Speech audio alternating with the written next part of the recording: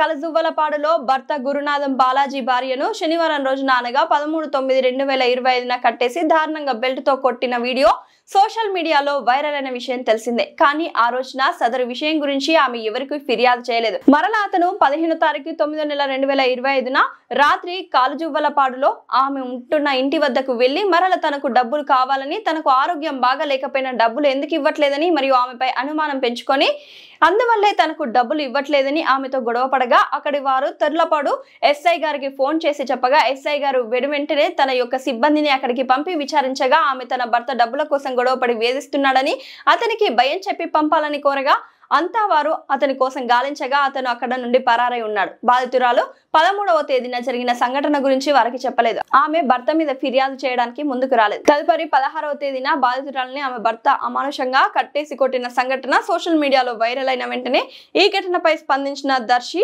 DSP Lakshminarayana, Podili CI Venkateswarlu, Tarlupadu SI Brahmanayudu ఘటనా స్థలానికి చేరుకొని బాధితురాలి కుటుంబ సభ్యులను విచారించారు. ఆమెను అత్యవసరంగా ట్రీట్మెంట్ కొరకు మార్కాపురం జిల్లా ఆసుపత్రికి తరలించి ఆమె చికిత్స అందిస్తున్నారు.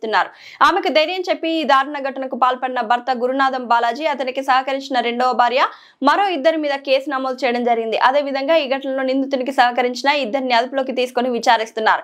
ఈ దారుణానికి పాల్పడిన భర్త మరియు అతని రెండవ భార్య పద్మావతి కోసం పోలీసులు ముమ్మరమైన గాలింపు చర్యలు చేపట్టారు.